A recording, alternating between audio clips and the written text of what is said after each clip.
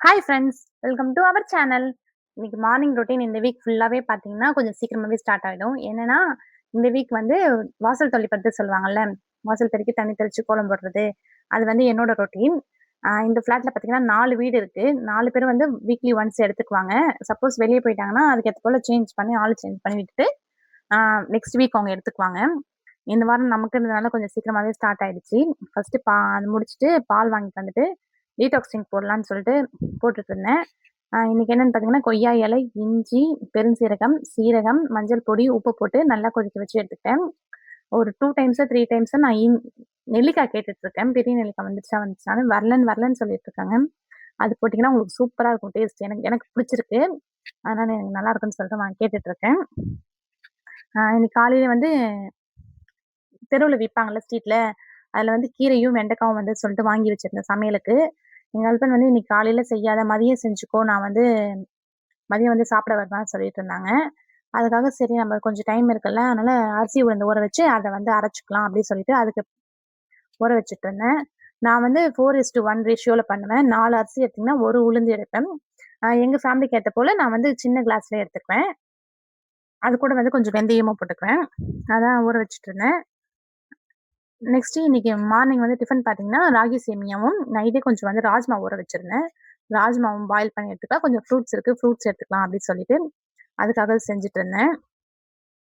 அதெல்லாம் முடிச்சுட்டு ஒரு 10:00 கிட்ட தான் சமையலுக்கே வந்தேன். அதுக்கு முன்னாடி கீரை கட் பண்றது, வெண்டைக்காய் வந்து நல்லா கட் பண்ணி வெயில்ல காய வைக்கிறது, அது போலாம் வச்சுட்டு துணி துவைக்கிறது, கொஞ்சம் வீடு கிளீன் பண்றது, அது போலாம் செஞ்சுட்டு இருந்தேன்.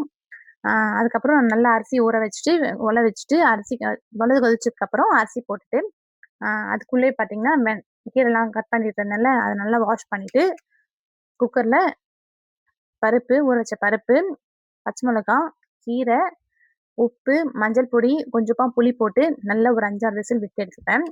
என்கிட்ட அந்த மத்து அதெல்லாம் சொல்லுவாங்கல்ல, அதெல்லாம் எதுவுமே இல்ல. அதனால நான் மிக்ஸில நல்லா ஆற வச்சுட்டு லைட்டா ஒரு பல்ஸ் மோட்ல குடுத்துட்டு, தாளிப்பு போட்டு இத ஊத்திட்டு, கொஞ்சமா சாம்பார் பொடி போட்டு கொதிக்க வச்சு எடுத்துருவேன்.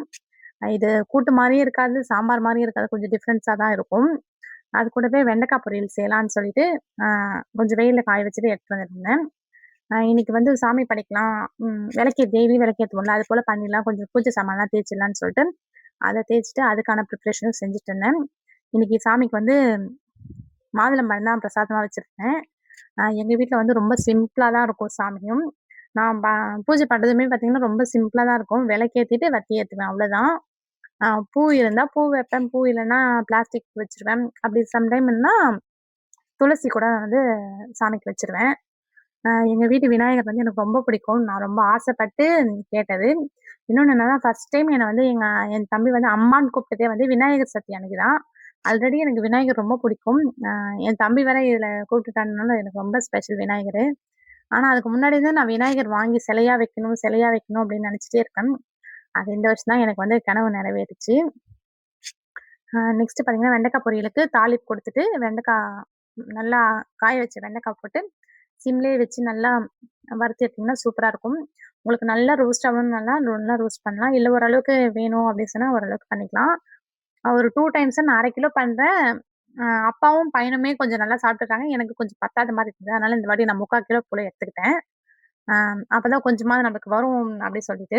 அ எங்க 3 பேருக்குமே வந்து வெண்டைக்காய் நல்லா பிடிக்கும். அதனால 3 பேருமே நல்லா சாப்பிடுவோன்றதுக்காக, நான் ஒரு 3/4 கிலோ போல நான் இது எவ்வளோ வாங்குனாலுமே கம்மியாயிடும். நல்லா வதக்கி வதக்கி எடுக்கும்போது எனக்கு ரொம்ப கம்மியாயிடும். ஒரு 1/4 கிலோ அளவுக்கு தான் இருக்கும் நமக்கு. அதனால தான் கொஞ்சம் அதிகமா எடுத்துக்கிட்டேன். இன்னைக்கு லஞ்ச் பார்க்கலாமா? லஞ்ச் என்னன்னு பார்த்தீங்கன்னா, கொஞ்சமா ஃப்ரூட்ஸ்ல வாழைப்பழம், மாதுளம்பழத்தோட கொஞ்சம் தேங்காய் கலக்கி எடுத்துக்கிட்டேன். நெக்ஸ்ட் வந்து வெண்டைக்காய் பொரியல், வெள்ளரிக்கா. வெள்ளரிக்காய் வந்து லைட்டா உப்பு தூவி சாப்பிட்டா நல்லாருக்கும். அதனால நான் எப்பவுமே அப்படிதான் பண்றேன் இப்பலாம். அ வெண்டைக்காய் பொரியல், நெக்ஸ்ட் சாப்பாடு, கொஞ்சமா கீரை. எல்லாமே சூப்பரா இருந்தது. இந்த வாட்டி நல்லாவே வந்திருந்தது. ஓகே ஃப்ரெண்ட்ஸ், என்னோட வீடியோ பிடிச்சிருந்தா லைக் பண்ணுங்க, கமெண்ட் பண்ணுங்க, சப்ஸ்கிரைப் பண்ணுங்க. டாடா, பாய் பாய்.